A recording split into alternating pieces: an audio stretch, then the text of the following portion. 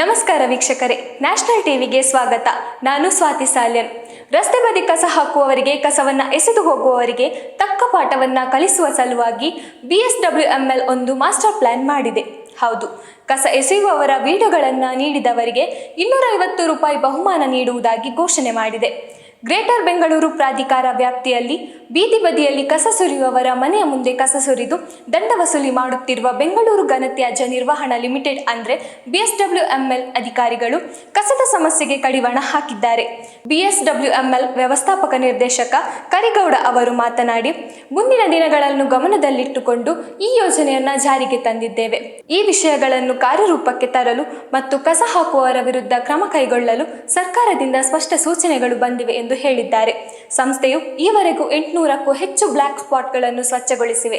ಸಾಕಷ್ಟು ಜಾಗೃತಿ ಅಭಿಯಾನದ ಬಳಿಕವೂ ಜನರು ಈಗಲೂ ರಸ್ತೆ ಬದಿಯಲ್ಲಿ ಕಸವನ್ನು ಎಸೆದು ಹೋಗುತ್ತಿದ್ದಾರೆ. ಮನೆ ಬಾಗಿಲಿಗೆ ಆಟೋ ಟಿಪ್ಪರ್ಗಳು ಬಂದರೂ ಕಸ ಹಾಕಲು ಸೋಮಾರಿಗಳಾಗಿದ್ದಾರೆ. ಹೀಗಾಗಿ ವಿಡಿಯೋ ಹಂಚಿಕೊಳ್ಳುವವರಿಗೆ UPI ಖಾತೆ ಮೂಲಕ ಬಹುಮಾನ ಹಣ ನೀಡುವ ಕುರಿತು ಚಿಂತನೆ ನಡೆಸಲಾಗುತ್ತಿದೆ. ಮಾಹಿತಿ ನೀಡಿದವರ ಮಾಹಿತಿಯನ್ನು ರಹಸ್ಯವಾಗಿಡುವುದು ಎಂದು GBA IT ತಂಡ ಹಿರಿಯ ಅಧಿಕಾರಿಯೊಬ್ಬರು ಹೇಳಿದ್ದಾರೆ. ಯೋಜನೆಯಿಂದ GBA ಮೇಲೆ ಹೆಚ್ಚುವರಿ ಆರ್ಥಿಕ ಹೊರೆ ಕುರಿತ ಪ್ರಶ್ನೆಗೆ ಉತ್ತರಿಸಿ, GBA ನಷ್ಟವನ್ನು ಅನುಭವಿಸುವುದಿಲ್ಲ. ಬಹುಮಾನದ ಹಣವನ್ನು ಜನರಿಂದಲೇ ಸಂಗ್ರಹಿಸಿದ ದಂಡದ ಮೊತ್ತದಿಂದಲೇ ಪಾವತಿಸಲಾಗುವುದು. ಬೇಜವಾಬ್ದಾರಿಯಿಂದ ಎಸೆಯುವ ತ್ಯಾಜ್ಯದ ಪ್ರಮಾಣ ಮತ್ತು ಪ್ರಕಾರವನ್ನು ಅವಲಂಬಿಸಿ 1,000ರಿಂದ 10,000 ರೂಗಳನ್ನು ಸಂಗ್ರಹಿಸುತ್ತಿದ್ದೇವೆ. 250 ರೂಗಳನ್ನು ಬಹುಮಾನವಾಗಿ ನೀಡುವುದು ನಷ್ಟವಲ್ಲ.